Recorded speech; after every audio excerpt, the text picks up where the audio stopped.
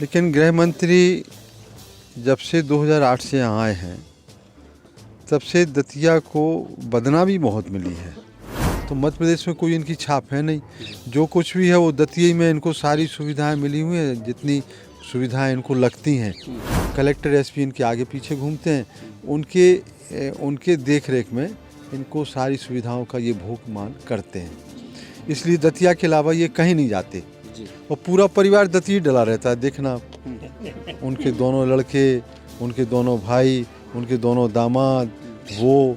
अब इस मुद्दे पर आते हैं। टिकट वाला जो मामला था, काफ़ी जो है इसमें उतार चढ़ाव देखने को मिले और अंत में आपको टिकट घोषित हुआ। देखिए, ये तो हाईकमान का फैसला है, इसलिए उस पर कोई ज़्यादा उंगली उठाने की प्रश्न पैदा नहीं होता है।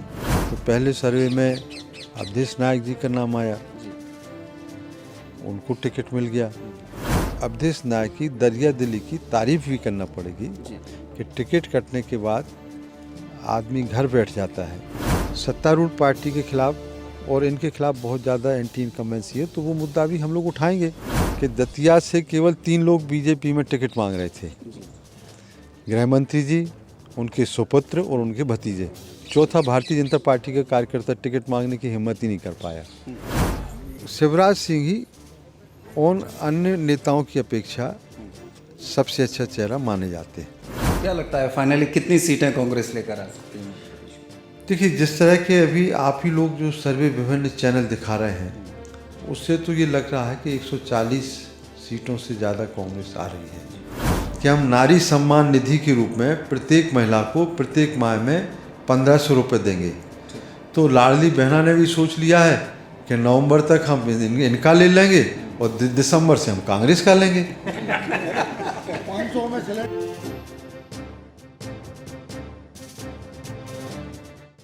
नमस्कार, मैं हूं शिवेंद्र शुक्ला। आप देख रहे हैं पेप्टेक टाइम मध्य प्रदेश समाचार और इस वक्त हम हैं दतिया विधानसभा में। दतिया विधानसभा एक चर्चित विधानसभा सीट है। मां पीताम्बरा की कृपा इस पूरे नगरी और आसपास के क्षेत्र में है, तो वहीं दूसरी ओर ये गृह मंत्री की भी सीट है, तो हाई प्रोफाइल सीट अपने आप बन जाती है। और इस सीट पर एक बार फिर से कांग्रेस के कद्दावर नेता राजेंद्र भारती कांग्रेस के प्रत्याशी हैं। हालांकि उनके प्रत्याशी बनने के पहले की कहानी थोड़ा सा कुछ अलग थी और उसके बाद फिर समय बदलते ही कहानी कुछ अलग हो गई। तो राजेंद्र जी, सबसे पहला सवाल ये कि इस सीट से मध्य प्रदेश के गृह मंत्री आते हैं और आप उनके सामने मुकाबले में हैं, तो इस मुकाबले को जब तौलने की बात आती है तो क्या देखते हैं? दतिया विश्व में 2 बातों के लिए जाना जाता है। एक तो पीताम्बरा पीठ के नाम पीताम्बरा पीठ है, दूसरा गामा पहलवान जो विश्व चैंपियन रहा है उस कारण से जाना जाता है। लेकिन गृह मंत्री जब से 2008 से यहाँ आए हैं तब से दतिया को बदनामी बहुत मिली है। किस तरह? इनके कार्यकाल में, गृह मंत्री के कार्यकाल में नहीं, मतलब इनके मंत्रित्व ये मंत्री रहे हैं उस कार्यकाल में स्विट्जरलैंड की एक महिला के साथ सामूहिक बलात्कार हुआ था, जिससे इंटरनेशनल लेवल पर दतिया की बहुत बदनामी हुई। इनका जो आचरण और व्यवहार है उससे भी दतिया जिले की प्रसिद्धि नाम होने के बजाय बदनामी ज़्यादा होती है, क्योंकि इनके आचरण, व्यवहार, कैरेक्टर ऐसा लोग मानते हैं कि अच्छा नहीं है। आप देख लीजिए, अभी हमारे पास क्योंकि अचानक आप हमारा इंटरव्यू ले रहे हैं, लेकिन विधानसभा में जिस तरह से ये पैर रखे डेस्क पर बैठे हुए हैं, जिस तरह से ये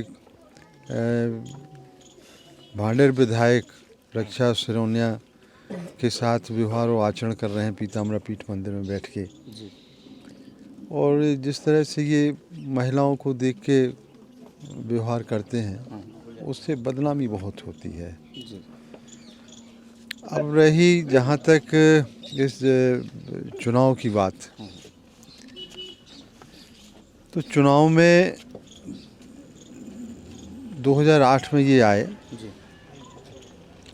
2008 में आते ही से इन्होंने एक सीता सागर तालाब है, उस तालाब में नगर पालिका के माध्यम से कुछ काम कराया, टाइल्स वाइल्स लगवाई। भोपाल से कुछ नाव लाए थे ये, वो डलवाई और फुब्बारा वहाँ लगवाया। सीता सागर तालाब एक तो ये आकर्षण हो गया कि उन्होंने कहा कि हम इसको टूरिस्ट प्लेस बना रहे हैं। दूसरा, उन्होंने हमारे युवाओं के साथ और जनता के साथ धोखाधड़ी छल कपट किया। उसके अंतर्गत उन्होंने जो तत्कालीन कलेक्टर था और उद्योग विभाग का जो महाप्रबंधक था, उससे मिलकर 108 करोड़ स्टील फैक्ट्री का पोद्दार बंधु पता नहीं कहाँ से पकड़ लाए थे, वो असली थे कि नकली थे। 108 करोड़ रुपए का स्टील फैक्ट्री का शिलान्यास किया। 14,000 करोड़ रुपए का उन्होंने कहा कि हम 2 विद्युत इकाइयाँ यहाँ लगाएंगे। 25,000 करोड़ रुपए के हवाई जहाज मरम्मत का कारखाना खुलवाएंगे। एक रिलायंस कंपनी के अंसारी, वो वाइस प्रेसिडेंट था मध्य प्रदेश का, उसको लाए। 150 करोड़ रुपए का व्यापारिक प्रतिष्ठान खुलवाएंगे, रोपवे लगवाएंगे। तो ये यहाँ से इनकी शुरुआत होती है और जो शुरुआत उन्होंने की है उसमें से एक भी चीज़ कोई दिखाई आज नहीं देती। तो जिस तरह से दतिया की जनता को छल कपट धोखाधड़ी किया, युवाओं के साथ किया, तो इनका जो प्रवेश हुआ है, इन्होंने जो बात शुरुआत की है वो शुरुआत छल कपट और धोखाधड़ी से है। तो सर, ये जो बातें आपने तमाम बताई हैं ये निश्चित तौर पर जनता के सामने भी होंगी, और छल कपट धोखाधड़ी की जो आप जिस तरीके से बात कर रहे हैं, तो इसके बावजूद आखिरकार क्या जनता को वो चेहरा समझ में नहीं आया, सामने नहीं आया? लगातार जनता जो है 2008 में तो देखिए ये सब बातें उन्होंने कही, तो 2008 में तो जनता को भरोसा हुआ इनके ऊपर। भरोसा करके फिर उस समय ये असल में कहते कुछ हैं, करते कुछ हैं। विकास की बात करेंगे, भगवान राम की बात करेंगे, लेकिन चुनाव मतदान हो आते आते तक ये शराब, पैसा, मीट, पैसा, साड़ी, तोड़ियों पर बांटने पर उतारू हो जाते हैं और ये बांटते भी हैं। 2008 में भी इन्होंने शुरुआत की थी, तो उस समय इनके ऊपर 5-6 केस दर्ज हुए थे आचार संहिता का उल्लंघन करते हुए। उसी के अंतर्गत वो जो आज पेड न्यूज़ केस चल रहा है उसी का हिस्सा है जो सुप्रीम कोर्ट में चल रहा है। फॉल्स एफिडेविट जो जबलपुर हाई कोर्ट में चल रहा है उसी का पार्ट है, उसी का हिस्सा है।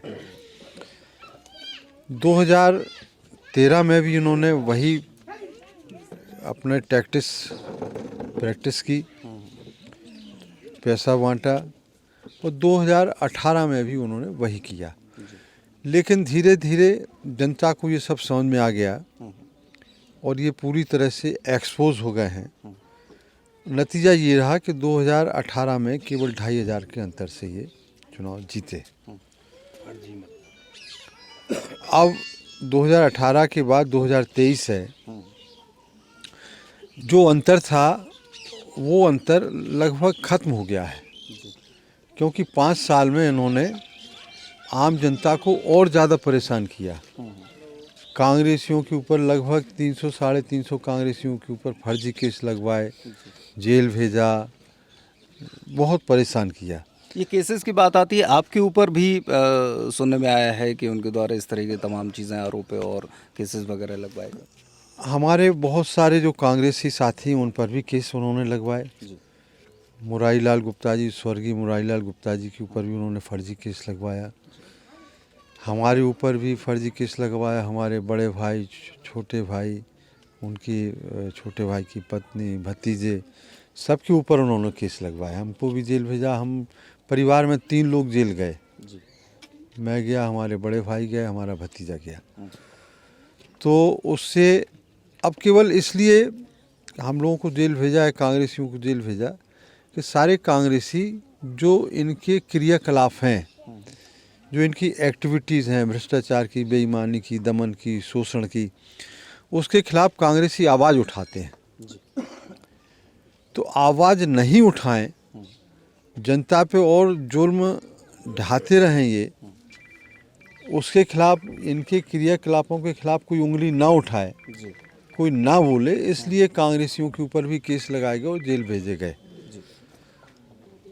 तो जो प्रक्रिया इन्होंने 3 साल अपनाई गृह मंत्री के बाद, उससे जनता में आक्रोश बहुत ज़्यादा है, बहुत एक्सट्रीम है, और वो आक्रोश अब थमने का नाम नहीं ले रहा है। वो आक्रोश मतदान के रूप में इनके खिलाफ जाएगा, और ये चुनाव निश्चित रूप से जिस तरह से बीजेपी का कार्यकाल 20 साल का हो गया, तो 20 साल के पिछले आप देखिए, कांग्रेस शासन भी रहा, दिग्विजय सिंह जी भी 10 साल सीएम रहे, लेकिन दिग्विजय सिंह जी के टाइम में कोई गबन घोटाला, कोई कांड नहीं हुआ इस तरह का, व्यापम घोटाला, पटवारी घोटाला, आपका जो, हाँ मतलब खाद्यान्न घोटाला, बहुत सारे घोटाले हैं, पीएमटी घोटाला, जिस तरह के घोटाले हुए हैं, तो उससे जनता अब परेशान हो गई है। युवाओं को रोज़गार नहीं है, महंगाई बहुत ज़्यादा है, लोगों को कोई कुछ कहता है तो फर्जी केस लगा दिए जाते हैं। पूरे मध्य प्रदेश में आलम है ये। जिला बनाने में इनके कहाँ से कॉलेज और ये तमाम नहीं, मेडिकल कॉलेज में वो असत्य बात करते हैं। मेडिकल कॉलेज हम आपको लेटर दे देंगे भारत सरकार के सचिव का, हमारे पास वो पत्र रखा हुआ है, 158 करोड़ रुपये स्वीकृत हुआ है। वो 21 फरवरी 2014 का पत्र है, और 21 फरवरी 2014 में केंद्र में कांग्रेस की सरकार थी, स्वास्थ्य मंत्री गुलाम नबी आज़ाद थे। 26 मई 2014 में नरेंद्र मोदी जी आए प्रधानमंत्री की शपथ लेके। उससे पहले तो कांग्रेस सरकार थी, 158 करोड़ रुपये मंजूर हुए। हाँ, लेकिन ये बात भी सही है, और जनता उसको भोग रही है कि जो राज्य सरकार का काम होता है, जिसमें जब ये स्वास्थ्य मंत्री भी रहे, तो ना तो है एक्सपर्ट डॉक्टर हैं, ना मेडिकल कॉलेज में प्रोफेसर हैं। यहाँ जितने भी उपकरण लगे हुए हैं, एक्सरे मशीन या जो दूसरी और जो मशीनें हैं, उनको चलाने वाला कोई एक्सपर्ट है ही नहीं। तो जब एक्सपर्ट नहीं है तो वो सुविधा जनता को नहीं मिल पा रही। तो आज भी जनता जब अपना इलाज कराने के लिए जाती है, कोई बीमार व्यक्ति जाता है, तो उसको रेफ़र कर दिया जाता है झांसी और ग्वालियर मेडिकल कॉलेज के लिए। तो ये व्यवस्थाएं इनके कार्यकाल में, पूरे 15 साल के कार्यकाल में दतिया ज़िले की सारी व्यवस्थाएं ध्वस्त हुई हैं। सुचारू रूप से कोई भी व्यवस्था नहीं चल रही है, ईमानदारी से कोई भी व्यवस्था नहीं चल रही है, सारी व्यवस्थाएं फेल हैं। ये स्वास्थ्य मंत्री रहे तो वो फेल हो गई, ये लॉ मिनिस्टर हैं तो कानून मंत्री हैं तो वो फेल हो गई। अभी आपका रैणा एक गांव है यहाँ, तो वहाँ 5 लोगों की सामूहिक हत्याएं हुई, एक दूसरे पर गोली चली, हत्याकांड हुआ बहुत बड़ा, और लगभग 10-12 लोग घायल हुए। तो ये हर मामले में फेल हैं। स्वास्थ्य मंत्री रहे उसमें फेल, सिंचाई मंत्री रहे तो सिंचाई मंत्री के रूप में फेल, आपके अब कानून मंत्री हैं तो उसमें फेल। मतलब कोई भी विभाग में ये, बाकी मध्य प्रदेश में तो ये कहीं आते जाते नहीं हैं, तो मध्य प्रदेश में कोई इनकी छाप है नहीं। जो कुछ भी है वो दतिया में इनको सारी सुविधाएं मिली हुई हैं, जितनी सुविधाएं इनको लगती हैं, जितनी भी सुविधाएं इनको और इनके परिवार को लगती हैं, भ्रष्टाचार की, बेईमानी की, कैरेक्टर की, आचरण की, व्यवहार की, वो सारी सुविधाएं इनको मिली हुई हैं। कलेक्टर एसपी इनके आगे पीछे घूमते हैं, उनके देख रेख में इनको सारी सुविधाओं का ये भोग मान करते हैं। इसलिए दतिया के अलावा ये कहीं नहीं जाते, और पूरा परिवार दतिया डला रहता है। देखना उनके दोनों लड़के, उनके दोनों भाई, उनके दोनों दामाद, वो तो पूरा लूट कर रहे हैं, लूट खसोट दतिया में। इसीलिए तो वो जनता अब समझ चुकी ना जी। और वो मैं हकीकत में कह रहा हूँ, जिस तरह से हम लोग जा रहे हैं जनता के बीच में, जिस तरह का अपार जन समर्थन हम लोगों को मिल रहा है, एक तो कांग्रेस और दतिया में परिवर्तन की लहर है। 20 साल से बीजेपी की लगभग 20 साल हो रहे हैं, बीजेपी की सरकार है, यहाँ भी मंत्री जी हैं, तो 20 साल से अब परिवर्तन की लहर है। जनता भी चाहती है कि ये भारतीय जनता पार्टी की सरकार में परिवर्तन हो, हटे। वो चलिए वही सर, वही जो है उसका प्रभाव दतिया में भी है। अब इस मुद्दे पर आते हैं। टिकट वाला जो मामला था, काफ़ी जो है इसमें उतार चढ़ाव देखने को मिले और अंत में आपको टिकट घोषित हुआ। तो ये आखिरकार ये स्थिति क्यों बनी, क्या कारण है इसके पीछे? देखिए, ये तो हाईकमान का फैसला है, इसलिए उस पर कोई ज़्यादा उंगली उठाने की प्रश्न पैदा नहीं होता है। पहले सर्वे हुआ तो पहले सर्वे में अवधेश नायक जी का नाम आया, उनको टिकट मिल गया। अब चूँकि कांग्रेस लोकतांत्रिक पार्टी है, तो लोकतांत्रिक पार्टी में लोग टिकट मांगते हैं, बहुत सारे लोग टिकट मांग रहे थे।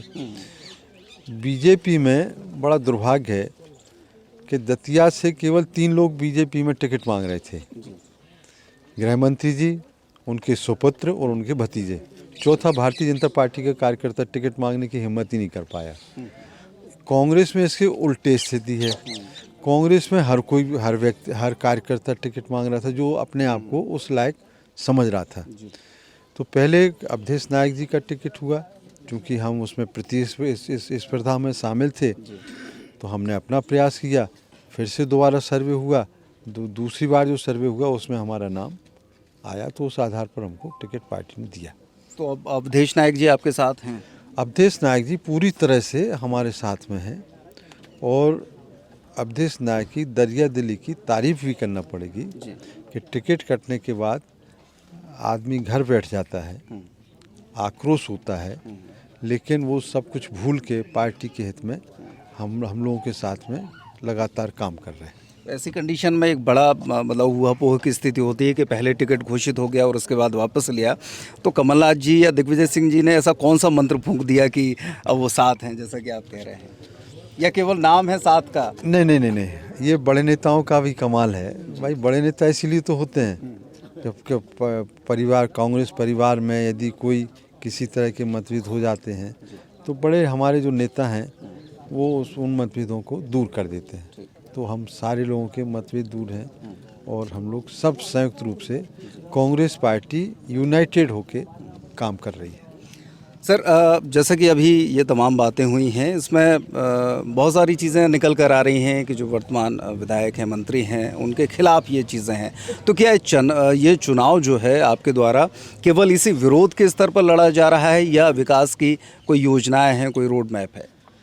देखिए, चुनाव जो होता है और जो मुद्दे होते हैं, तो वो चूँकि हम लोग विपक्ष में रहे, कांग्रेस पार्टी विपक्ष में है, तो विपक्ष का भी एक दायित्व होता है कि जो भी काम, नीति, पॉलिसी रूलिंग पार्टी का होता है, यदि उसमें कोई कमी बेसी है, जनता के खिलाफ कोई मामला जाता है, तो उसके खिलाफ हम लोग आवाज़ उठाएं। तो एक तो वो आवाज़ उठाने वाली बात है, तो हम लोग वो लगातार आवाज़ उठाते रहे और अभी भी उठा रहे हैं। तो एक स्वाभाविक रूप से सत्तारूढ़ पार्टी के खिलाफ और इनके खिलाफ बहुत ज़्यादा एंटी इनकम्बेंसी है, तो वो मुद्दा भी हम लोग उठाएंगे। राजनीति है तो राजनीति कर रहे हैं, तो वो मुद्दा भी उठाएंगे। लेकिन एक ही मुद्दे के आधार पर चुनाव नहीं लड़ा जाता है। आपका भी विज़न क्या है, आपकी भी आगामी योजना क्या है, यदि आप चुनाव लड़ रहे हैं, जीतेंगे तो क्या करेंगे। तो वो चूँकि जनता हम लोगों के बारे में पहले से ही जानती है। हमारे पिताजी यहाँ से 5 बार विधायक रहे, हम 2 बार विधायक रहे, तो उस कार्यकाल में अब 1952 से आप देखिए, कोई गृह मंत्री जी इतने थोड़ी डेवलपमेंट किया। एक दतिया जब देश आज़ाद हुआ तो कांग्रेस पार्टी की सरकार थी। कांग्रेस पार्टी ने पहले बिजली नहीं थी, पानी नहीं था, सड़क नहीं था, नहरें नहीं थी, शिक्षा नहीं, स्कूल नहीं थे, अस्पताल, स्वास्थ्य के लिए अस्पताल नहीं थे। तो ये सारी व्यवस्थाएं तो कांग्रेस पार्टी ने की है ना। कांग्रेस शासन रहा तो कांग्रेस ने तो की है। तो इतना सारा विकास कांग्रेस ने तो किया है। और हमारे पिताजी चूँकि यहाँ से विधायक थे, तो उन्होंने, उनका योगदान इस ज़िले में है, उन्होंने विकास किया है। हम रहे विधायक तो हमने भी काम किया है। और ये भी है तो इनके टाइम में भी चूंकि काम तो हुए लेकिन उससे ज़्यादा भ्रष्टाचार बहुत हुआ है और गुणवत्ता बहुत खराब हुई है, मतलब चरम सीमा पर। और इसके हम 2 उदाहरण आपको दिए देते हैं और आप देख लीजिए। इनके कार्यकाल में पीताम्बरा पीठ के सामने 2 बारादरी बनाई गई थी और इन्हीं के कार्यकाल में गुणवत्ता उनकी इतनी खराब थी कि इनके कार्यकाल में वो नष्ट होकर गिर गई। इनके ही कार्यकाल में बनी और इनके ही कार्यकाल में नष्ट हो गई वो। दूसरा, जिस सीता सागर की दम पर ये चुनाव शुरुआती दौर में लड़े और जीते, उसका भी हिस्सा था वो सीता सागर तालाब। मेहरबानी करके आप अवश्य देख लीजिए, 40 करोड़ रुपए उस तालाब में खर्च हो चुका है जब से ये आए हैं। और सीता सागर तालाब जो पहले स्वच्छ था, उसका एरिया बहुत बड़ा था, आज वो कटोरा हो गया है और 40 करोड़ रुपए में जलकुंभ भी उगाई, मतलब गंदा तालाब हो गया वो। तो अब वो तो मुफ्त में बगैर 40 करोड़ रुपए खर्च किए जलकुंभ भी आ सकती थी, उसके लिए पैसा इतना खर्च करने की क्या ज़रूरत थी। तो उन्होंने वो अब आप देख लीजिए, 2 उदाहरण हमने आपको दे दिए। बाकी आप दतिया में आप चले जाएं तो सीवर लाइन बहुत ख़राब स्थिति में है, करीब 100 करोड़ रुपए खर्च हो चुका। आपका 100 करोड़ रुपए पेयजल योजना में, आज भी लोग पानी के लिए तरसते हैं, पानी नहीं आता है। राहुल गांधी जी ने बुंदेलखंड पैकेज में लगभग 400-500 करोड़ रुपए दिया था, आपके ज़िले में भी गया, छतरपुर में भी गया, लेकिन ना तो छतरपुर की हालत आप देख लीजिए। राहुल जो बुंदेलखंड पैकेज आया, उस बुंदेलखंड पैकेज में इतने ग्रामीण क्षेत्र के लोग खड़े हैं। आप महिवा गांव में यहाँ आए हुए हैं, किसी से भी आप पूछ लीजिए, उसमें बहुत सारी किसानों को बहुत सारी योजनाएं थीं, गरीबों के लिए बहुत सारी योजनाएं थीं। बकरी के लिए लोन देने का था, बकरी के लिए था, पशुपालन के लिए था, कृषि के लिए था, आपका हर मतलब और व्यवसाय करने के लिए उसमें प्रोविज़न था। तो आप किसी से भी पूछ लीजिए, इतने लोग खड़े हुए हैं कि किसी को भैंस मिली, किसी को बकरी मिली, किसी को क्या मुर्गी मिली, नहीं मिली। सर, इसी योजना की बात करते हैं, चूँकि भाजपाई और मुख्यमंत्री शिवराज सिंह चौहान खुद मंच पर आकर ये चीज़ें घोषणा करते हैं और ये कहा जा रहा है कि जो लाडली बहना या इस तरह की तमाम उज्ज्वला योजना और ये योजनाएं हैं, इनका एक अंडर करंट है और ये जो बाहर कांग्रेस कह रही है वो असल में नहीं है, लेकिन अंदर से एक भाजपा के प्रति एक माहौल बना हुआ है। देखिए, अंडर करंट विपक्षी पार्टी कह के है तब तो बात समझ में आती है, लेकिन रूलिंग पार्टी ये कहे कि अंडर करंट है, और उनके लिए तो उजागर करंट होना चाहिए। अंडर क्यों होना चाहिए, ओपन होना चाहिए ना उनके तो पक्ष में, तो ओपन क्यों नहीं है। हाँ, लेकिन एक बात सही है कि 2019 में उज्ज्वला योजना का नरेंद्र मोदी जी को फ़ायदा, राजनीतिक फ़ायदा मिला और उसका बहुत बड़ा आधार रहा कि वो सत्ता में आए। अब उज्ज्वला योजना में जिसको एक बार गैस चूल्हा मिल गया, आज वो गैस चूल्हा, अब सिलेंडर तो है नहीं, गैस कूड़ेदान में चला गया, क्योंकि अब वो सिलेंडर 1200 रुपए का हो गया। तो जिनको उज्ज्वला योजना में लाभ मिला था, आज वो गैस सिलेंडर के लिए पैसा ना होने के कारण, 1200 रुपये नहीं होने के कारण, वो उज्ज्वला योजना का कोई फ़ायदा गरीब लोगों को नहीं मिला।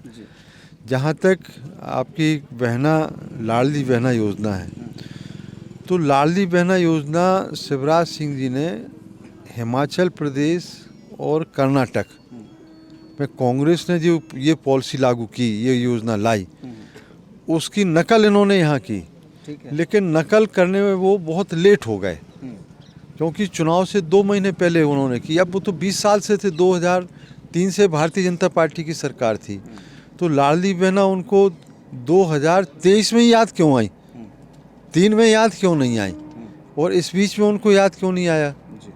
अब 23 में उनको याद आया तो लाडली बहना ने सोच लिया है, और कांग्रेस पार्टी ने भी कह दिया है, माननीय कमलनाथ जी ने कहा कि हम नारी सम्मान निधि के रूप में प्रत्येक महिला को प्रत्येक माह में 1500 रुपये देंगे। तो लाडली बहना ने भी सोच लिया है कि नवंबर तक हम इनका ले लेंगे और दिसंबर से हम कांग्रेस का लेंगे। 500 रुपये में सिलेंडर। चलिए आखिरी मुद्दे पर आते हैं। कांग्रेस तो लगातार कमलनाथ जी के चेहरे पर चुनाव लड़ रही है। भारतीय जनता पार्टी में आपको क्या लगता है कि कितने दावेदार सामने आ रहे हैं? देखिए, भारतीय जनता पार्टी की इस समय बहुत विचित्र स्थिति है। उनके यहाँ, हमारे यहाँ तो सीएम चेहरा फेस माननीय कमलनाथ जी हैं, लेकिन भारतीय जनता पार्टी में 8-10 नेता पैदा हो गए अब। उसमें एक हमारे कांग्रेस के नेता भी, जो बहुत बड़े नेता रहे कांग्रेस में, वो भी शामिल हैं, लेकिन उनके पास कोई अब चेहरा है नहीं। और ये बात भी फैक्ट है कि बीजेपी के अंदर शिवराज सिंह ही उन अन्य नेताओं की अपेक्षा सबसे अच्छा चेहरा माने जाते हैं बीजेपी के अंदर। जनता में नहीं, बीजेपी के अंदर। जनता में वो सबसे बदनाम चेहरा हो गया, क्योंकि जितने स्कैंडल हुए हैं, गबन घोटाले कांड हुए, और जितना उन्होंने भ्रष्टाचार उनके टाइम में बढ़ा है। भ्रष्टाचार तो पहले भी था, भ्रष्टाचार तो शुरू से रहा है, राजाओं के टाइम में भी रहा, उनके दीवान लोग यही करते थे। लेकिन भ्रष्टाचार इस समय पे चरम सीमा पर है। तो इसके कारण अब बीजेपी में कोई चेहरा है नहीं, तो जनता अब ये सोचती है कि इनके पास कोई चेहरा है नहीं, तो इसलिए इनको वोट क्यों दें। किस चेहरे पे वोट मांग रहे हैं वो?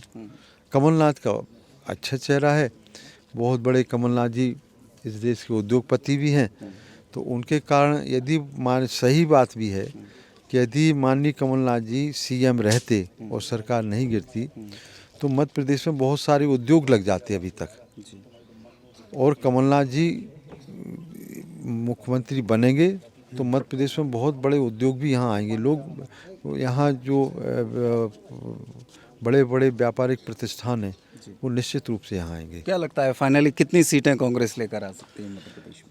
देखिए, जिस तरह के अभी आप ही लोग जो सर्वे विभिन्न चैनल दिखा रहे हैं, उससे तो ये लग रहा है कि 140 सीटों से ज़्यादा कांग्रेस आ रही है। और स्वाभाविक रूप से आपको एक बात और बता दें कि कर्नाटक की जो राजनीतिक घटनाक्रम हैं, वही राजनीतिक घटनाक्रम मध्य प्रदेश में हुए।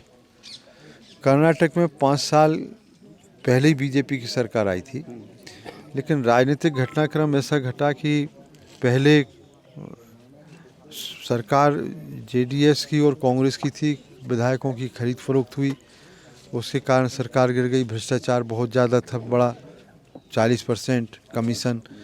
उसके कारण 5 साल की भारतीय जनता पार्टी की सरकार लोगों ने अस्वीकार कर दी और कांग्रेस की सरकार बनाई।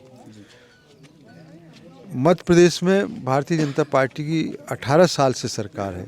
एक तो सबसे बड़ा कारण ये है। दूसरा कारण, मध्य प्रदेश में अभी जो कांग्रेस की चुनी हुई सरकार थी जनता के द्वारा, उसको भारतीय जनता पार्टी के नेताओं ने खरीद फरोख्त करके विधायकों की सरकार गिराई। तो जनता में भी वो भी आक्रोश है कि हमने तो कांग्रेस की सरकार बनाई थी, जनता ने तो कांग्रेस की सरकार बनाई थी, इन्होंने खरीद फरोख्त, तो वो भी एक आक्रोश है। ये 2 बिंदुओं के कारण निश्चित रूप से मध्य प्रदेश में कांग्रेस की सरकार आ रही है।